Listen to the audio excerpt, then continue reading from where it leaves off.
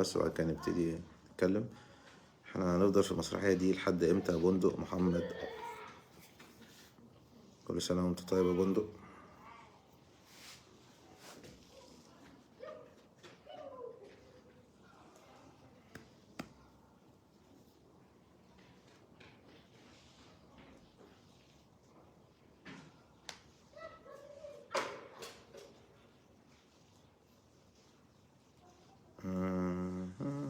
كل عام وانتم بخير. مصر طرابلسي ياسر. خلاص قربنا نعدي ال1000 اهو. خلاص عدينا ال1000. طيب انا عايز اقول لكم كل سنة وحضراتكم طيبين. كل سنة وكل الناس اللي بتشوفني دلوقتي طيبة. رمضان كريم عليكم يا رب إن شاء الله، ونخرج منه يا رب بإذن الله مغفورين الذنب ومقبولين الصيام والصلاة بإذن الله إن شاء الله، ونخرج من هذا الشهر وإحنا بني آدمين أفضل بإذن واحد أحد إن شاء الله. عدوا فرقة جيدة جدا وفرقة قوية جدا، ومع يعني الزمالك لو كسب والمصري كسب هيتقابلوا في الدور قبل النهائي يعني. وعندك برضو الجزائر فيها فرقة قسطنطينة فرقة جيدة جدا، وبالتالي الزمالك عنده مشوار مهم. لكن الدوري الزمالك كان بيأمل ياخد مركز تاني. اعتقد الموضوع حتى في المركز التاني صعب شوية في ظل يعني النقط بتطير. 3 ماتشات ورا بعض ب6 نقط بتطير.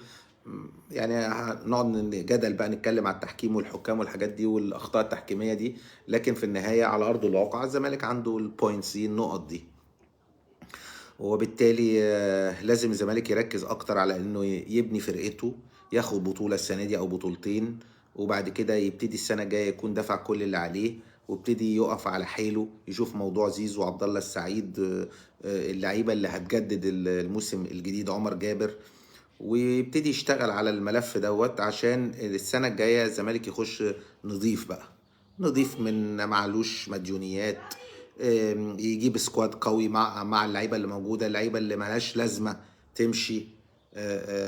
فاهم قصدي؟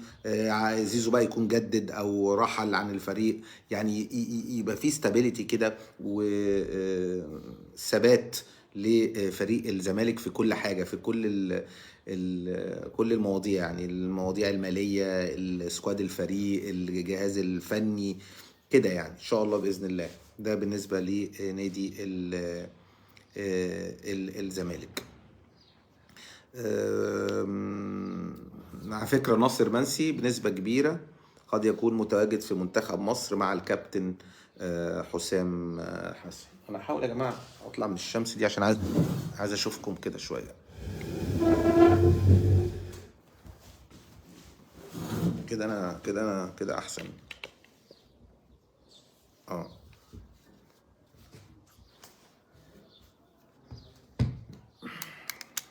طيب بالنسبه للنادي الاهلي امبارح المهندس عادل القيعي بيقول لي، جاب لي فيديو ان انا بقول ان اشرف بن شرقي كسب حرس الحدود يعني، وبيقول ما انا ممكن اقول لك بن طايق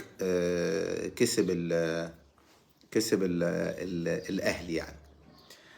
اولا مع كل احترام والتقدير للمهندس عادل القيعي، في فرق كبير جدا من اللي بيفهم كوره وفي فرق من اي حد ممكن يتكلم في الكوره.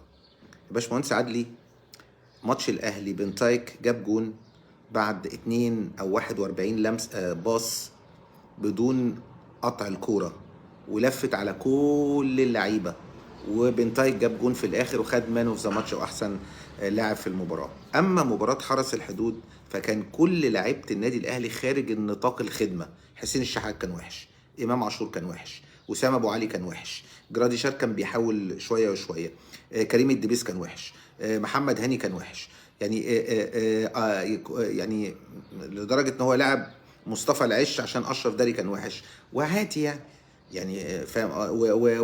ورامي ربيعه وشايف الكره بتاعت محمود ممدوح عدى وكان ممكن.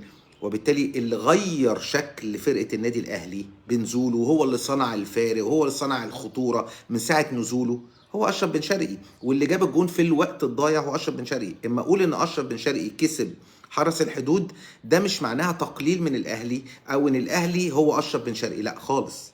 لان انا بتكلم على مباراة، تحليلي لمباراة واحدة فقط. ما انا قلت الماتش اللي قبليه ان اشرف بن شرقي كان سبب في هدف التعادل، هو جاب الجون للنادي الاهلي، لكن هو كان سبب انه ما رجعش مع عمر جابر. فده تحليل فني لاداء لاعب في مباراه. ف يعني ما انا ممكن قبل كده قلت ان عبد الله السعيد هو افضل واحد والفرقه كلها بتاعت الزمالك كانت وحشه. لكن للاسف اصطياد المواضيع ووضعها على قناه كبيره زي قناه النادي الاهلي، والكلام ده في نوع من التحريض. انت بتخاطب جمهور النادي الاهلي فبتحرض عليا، لكن انت لو فاهم كوره هتفهم كلامي. في ماتشات لعيب بيخلصها لانه بيصنع الفارق. فماتش الحرس الحدود والاهلي اللي خلص المباراه بالكامل هو اشرف بن شرقي، بدليل ان هو نزل الشوط الثاني مش بادئ، وهو خد مان اوف ذا ماتش او رجل المباراه. والنادي الاهلي كان سيء للغايه طوال اللقاء، ما عرفش يعني كان وحش قوي. يعني لو اشرف بن شرقي مش موجود مثلا كان ممكن الاهلي يلعب كمان شوط ثالث ومش هيجيب جون. والحرس كان جيد جدا، وبالتالي بلاش تحريض، يعني بلاش شغل التحريض. وعلى فكره يعني حتى اشرف بن شرقي بعد ما نزل 5 6 دقايق كان ممكن يطرد، كان ممكن بعد ما داس على الرجل يطرد. وهنا بقى اللي انا عايز اوجهه للناس، يعني هو يا جماعه فكره ان انت زملكاوي دي اتهام، او فكره ان انت اهلاوي دي اتهام. كل واحد لما يجي ينظر على واحد او يتكلم على واحد، فيجي يتكلم على يجي يتكلم على ده فلان ده زملكاوي، فلان اصله بيعمل كده عشان زملكاوي. فكرة ان انت زملكاوي سواء اعلامي او حكم او عضو مجلس ادارة او اهلاوي، المفروض ان انت بتقيم عمل المسؤول في المكان، تقول شوف هو عادل ولا مش عادل، شوف هو في الحالات الواحده معاييره واحده ولا لا. لكن ما تتهمش بني ادم انه زملكاوي او انه اهلاوي، لان الزملكاوي اما يجي يتهم الاهلاوي طب ما هو زملكاوي، وما الاهلاوي يجي يتهم الزملكاوي طب ما هو اهلاوي. يعني انت ازاي؟ يعني انت لو مثلا ما تشجعش الفرقتين وشايف ان في حد بيتجامل قول ماشي، لكن انت في النهايه بتتهم بلا اي معنى. يا كابتن خالد انت اخر واحد تتكلم عن التحريض ده، انت نار جهنم في التحريض ده اسلام. والله اسلام انا ما بحبش شويه الكلام الفارغ او الكلام اللي هو مرسل، كل واحد يقول كلمتين، قول لي انا عملت ايه ولا قلت ايه مثلا ولا حرضت في ايه مثلا عشان تقول هذا الكلام. انتوا مشكلتكم ان انتوا عايزين تسمعوا اللي انتوا عايزينه، وعايزين تسمعوا الكلام اللي يكون ضد المنافس بتاعك. لو حد اتكلم على النادي اللي انت بتشجعه فانت كده شايفه محرض وفتنة وبتاع. يعني بسم الله ما شاء الله يعني. والدليل عندي كبير جدا، انا قعدت في قناة الزمالك وقت كبير كان كان كل الاهلاويه بيتكلموا على قناه الزمالك. طبعا انا كان الموضوع بالنسبه لي اصعب بكتير من قناه الاهلي.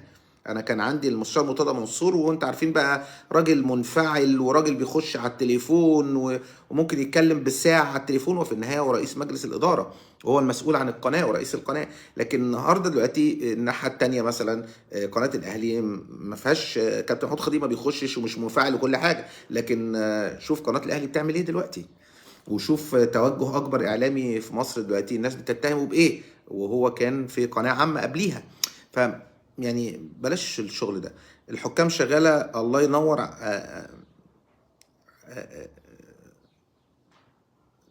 ربنا مش رمضان كريم يا كابتن خالد، الله اكرم.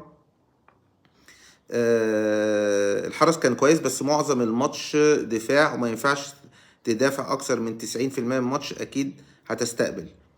موافقك علاء، بس هو برضو حاول ان هو يهاجم، وكان في كرة كان ممكن تيجي جون في الوقت الاخير، ولو فتح قدام النادي الاهلي وهاجم يعني ممكن يستقبل اهداف كتير. كل واحد حرس الحدود عامل كلين شيت 8 مباريات، يعني هو وبيراميدز والاهلي يعني. فيعني اعتقد الاهلي بقى 9 دلوقتي، بس اعتقد يعني شيء جيد جدا بالنسبة لحرس الحدود يعني دفاعيا مع كابتن محمد يوسف. الزمالك ياخد خطوات ايه في ظل اللي معرفش ايه التحكيم. هم بقى الاداره هي هم بيتكلموا على خان رضوى، بس لما شوبير شريف ملاك التحكيم منتهى العداله. كابتن خالد انا زملكاوي بس انا شايف ان كل سنه وانت طيب يا كابتن خالد. في حاجات مش عارف اقراها والله. رمضان كريم عليكم وعلى الاسره الكريمه، كل سنه وحضرتك طيب. الكل بندق بيقول الكل بيشجع كوره بس مش الكل بيفهم كوره. طبعا ما هو اكيد الكل مش بيفهم كوره. محمد بيقول لي انا فتنه. طب فتنه ليه يا محمد؟ والله سيظل الزمالك اعظم نادي وسيظل اشجعه للابد. ده ماجد عبد العزيز. بس يعني شوفوا بقى اما محمود جهاد يرجع وناصر ماهر يخش الفورمه، عبد الله السعيد، دونجا، احمد حسام، الونش، صلاح الدين مصدق، عندك جفالي، عندك سيف الجزيري، حسام اشرف، وعندك فتوح، بنتايج، عندك مصطفى شلبي، زيزو، عندك احمد محمود، عمر جابر، عندك لعيبه كتير يعني جيده في الفريق. امبارح اما جفالي ده نزل والله كويس جدا يعني، عنده كوره وعنده ثقه في نفسه. محتاج بس وقت يكتسب خبرات، ما هو مواليد 2004 ويبقى افضل الفتره اللي جايه باذن الله. عماد كوكي انت محترم يا بندق حبيبي عماد، ربنا يخليك. محسن زعلان من الحكام. كل سنه وانت طيب يا كابتن وانت بالصحه والسلامه. عبد الرحمن شعبان ابراهيم انا بحبك من ايام كنت بتلعب حبيبي ابراهيم، ربنا يخليك. الف مبروك الفوز. مش فوز ايه، الزمالك ما كسبش. الزمالك بقى له 3 ماتشات. تخيلوا 3 ماتشات مع بيسيرو: 1-1 بتروجيت، 1-1 الاهلي، 1-1 الزد. والثلاث ماتشات الزمالك بيعود للقاء. يعني في الدقيقه مش عارف 92 بتروجيت جاب جون، الزمالك جاب بعديها بدقيقه ونص في الدقيقه 94. الاهلي جاب جون، الزمالك رجع في حاجه و80، الزمالك رجع في برضه حاجه و80 يعني بعديها ب5 دقائق او في الوقت الاخير من المباراه. زد جاب جون، الزمالك رجع في الوقت الضايع من الشوط الاول. يعني 3 ماتشات مع بيسيرو بيبقى الزمالك هو اللي بيتاخر وبيرجع، والثلاث ماتشات تعادل. توقعاتك لبطل كاس مصر والدوري؟ انا توقعاتي لبطل كاس مصر لا اما بيراميدز لا اما الزمالك. يعني كاس مصر واحد من الفرقتين دول. الدوري يا اما الاهلي يا اما بيراميدز. ده يعني واضح يعني جدا. خلاص احنا فاضل لنا 9 ماتشات بالظبط. الماتش الاخير النهارده هينتهي الاسبوع 16، هيبقى في ماتش وبعد كده هيلعبوا 8 ماتشات على من يكون بطل الدوري. مش هيلعبوا 17 ماتش. فانت فارق النقاط اللي هو الزمالك وصل له دلوقتي قد يصل ل 10 نقاط فرق ما بين بيراميدز لو كسب النهارده بيراميدز الاتحاد في اسكندريه مباراه الساعه 7، وفارق نقاط ما بينه وما بين الاهلي تقريبا 7. فخلاص يعني الموضوع صعب، هيبقى فاضل لك 8 ماتشات يعني. فاهم قصدي؟ هيبقى فاضل لك 9 ماتشات. فالموضوع صعب ان انت يعني تعوض وتفرق في 9 ماتشات، رغم ان انت لسه عندك ماتش مع بيراميدز وعندك ماتش مع الاهلي وبيراميدز عنده ماتش مع الزمالك ويعني سوري يعني عندك مع سيراميكا والبنك الاهلي وماتشات كلها رخمه.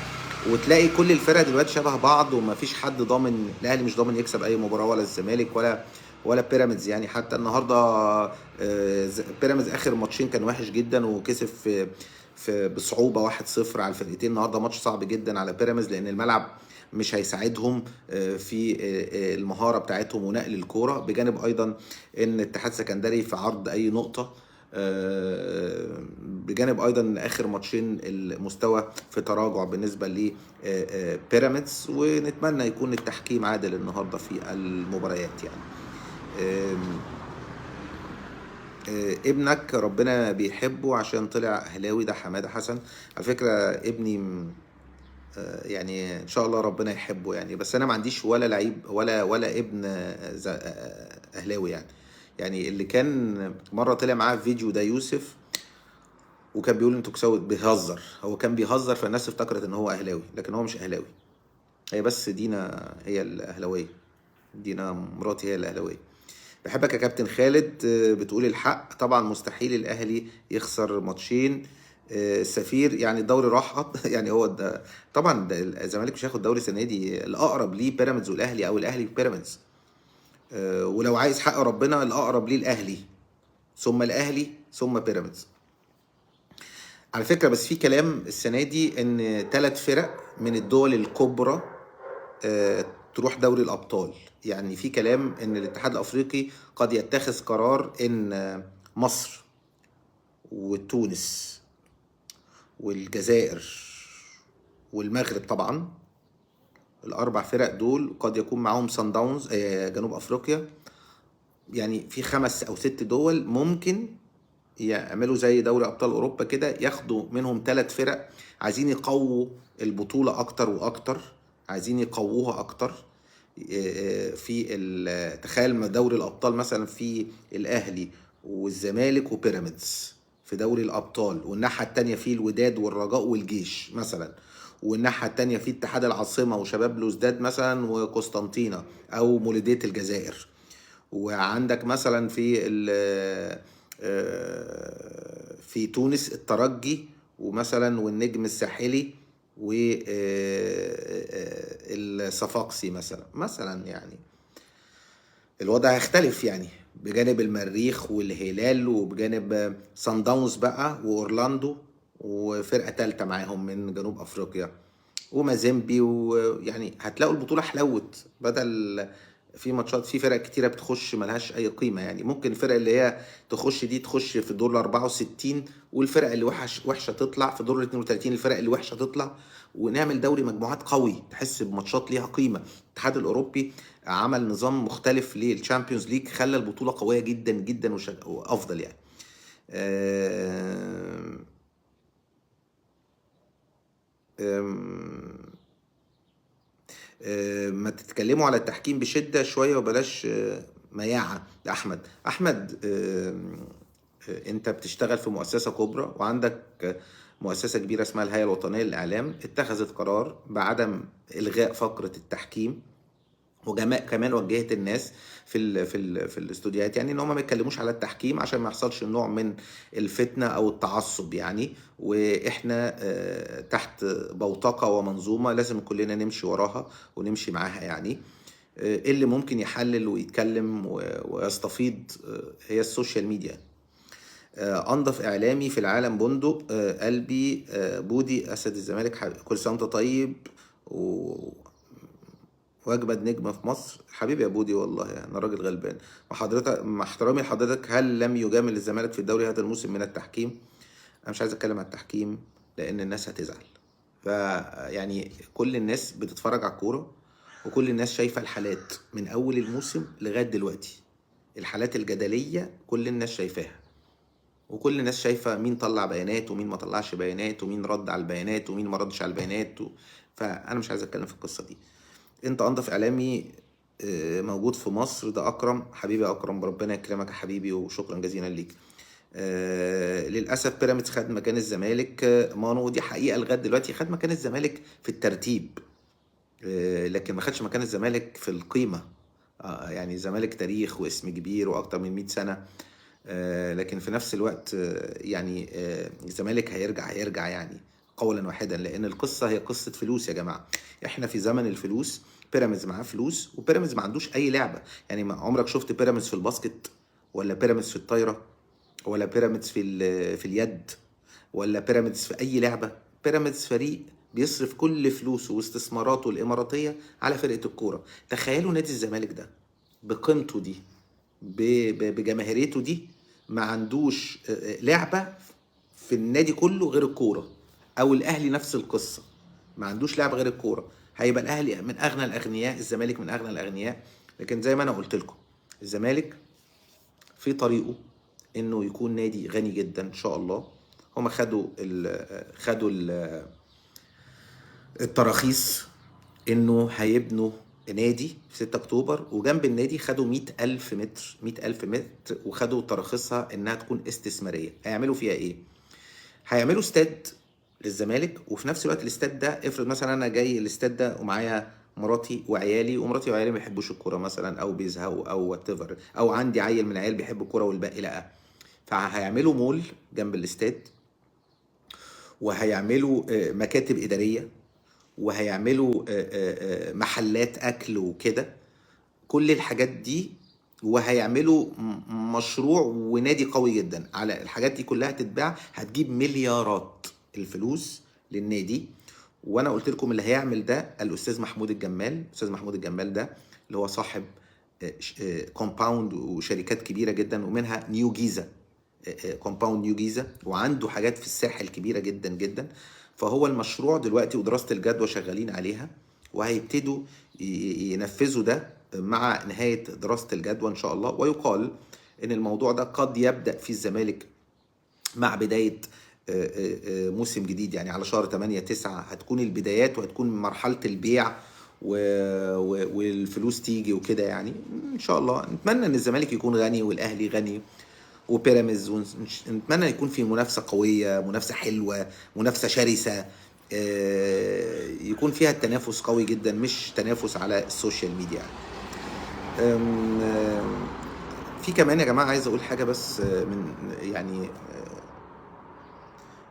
ناس بتبعت يا جماعه كذب. يعني في صفحه انا مش عايز اشيرها، يعني مرتبطه باسم مذيع يعني، بس طبعا هو ملوش علاقه بيها انا متاكد. يعني اسمها ابراهيم مش فايق، هو ملوش علاقه بيها اكيد يعني، لكن منزلها على لساني ان انا قلت اشرف بن شرقي بعد ما جاب الجون قعد دخل الاوضه وقعد يعيط ومعرفش ايه، وقعد ويبكي وانا بحب الزمالك وانا معرفش ايه.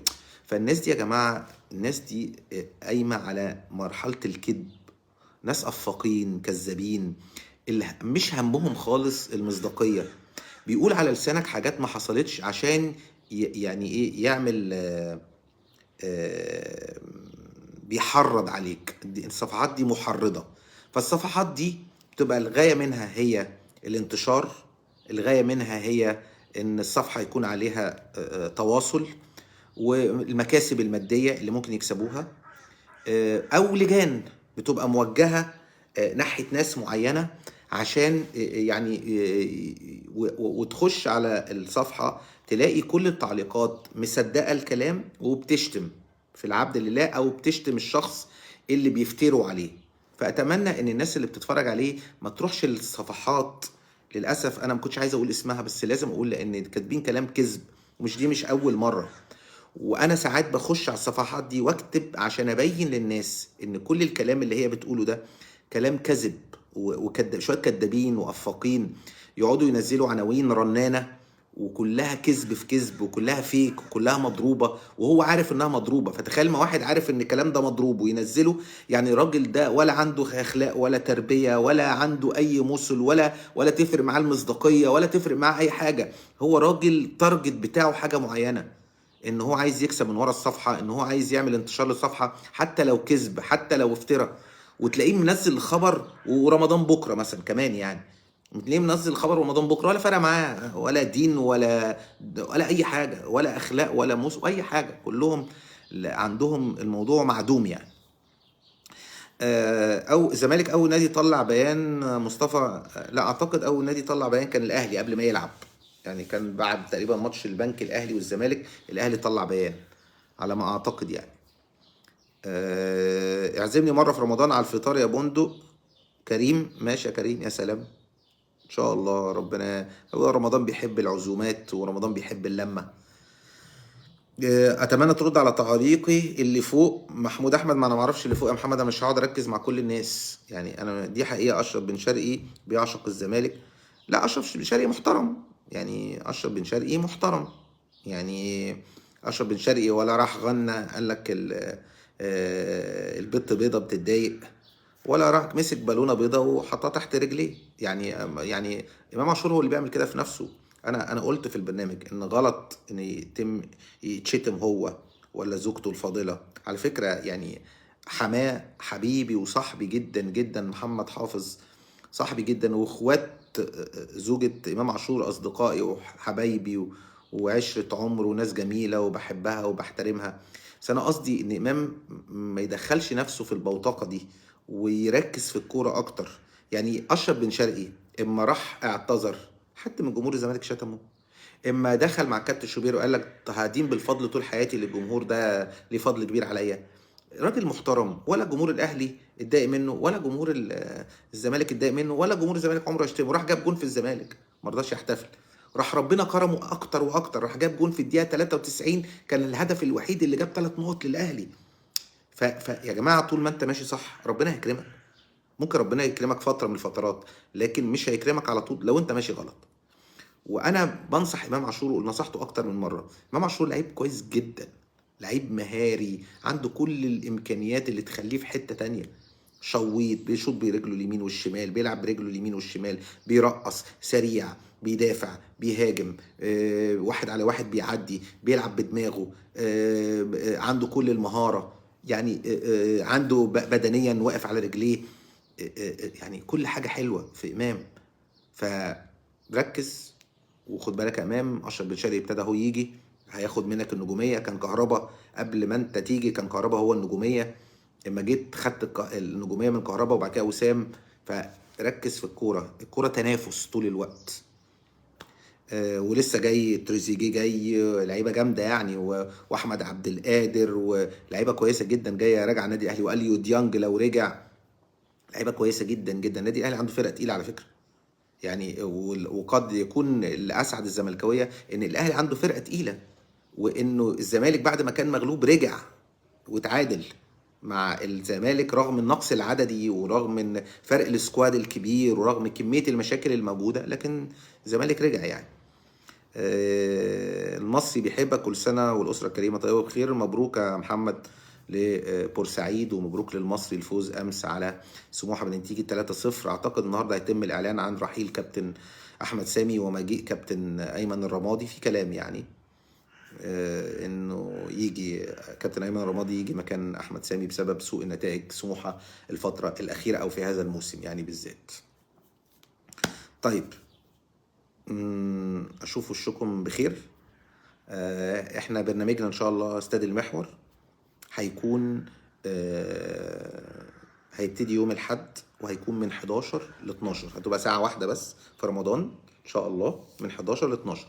وعلى فكرة حاجة مهمة جدا، هيكون كالعادة برنامجي في الراديو مع الزميلة العزيزة دينا سليم. برنامجي في الراديو هيكون من 1 ل 2 الظهر، من 1 ل 2 الظهر كل يوم من الحد للخميس. الجمعة والسبت أجازة. كل يوم في رمضان هيكون برنامج رمضان كريم، هو برنامج اجتماعي رياضي. بنبقى موجودين معاكم قبل الفطار. يعني افتحوا العربيات كده من الساعة 1 للساعة 2 إن شاء الله هتلاقونا موجودين أنا والزميله دينا سليم، وهنقدم برنامج جميل جدا جدا هيعجبكم ان شاء الله. عاملين فيه شغل كويس جدا، وان شاء الله نكون برنامج مسلي ليكم وانتوا في العربيه باذن الله. بندق هو فعلا دونجا اتخانق؟ والله ما اعرف، بس يا جماعه عايز اقول حاجه بس ظريفه جدا.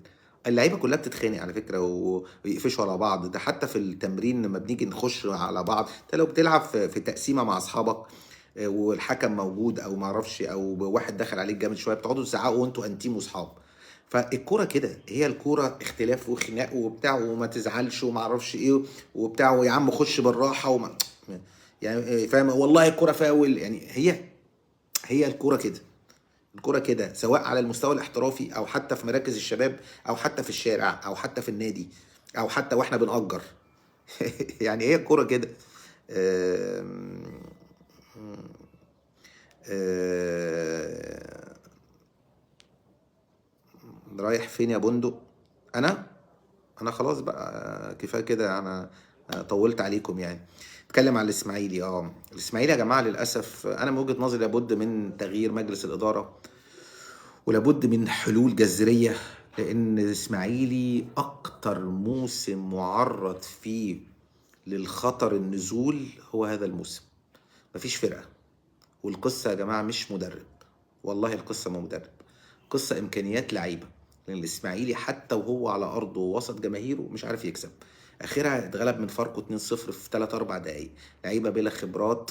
في لعيبه كتيره ما ينفعش تمثل النادي الاسماعيلي، قدراتها اقل بكتير من قيمه النادي الاسماعيلي.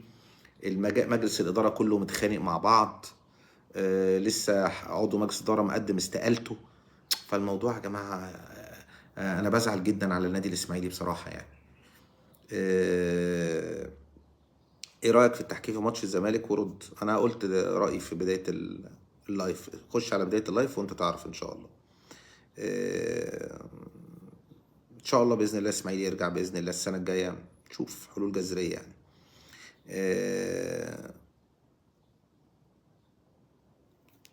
اشكركم شكرا جزيلا، كل سنه وحضراتكم طيبين، والى اللقاء، باي باي، مع السلامه.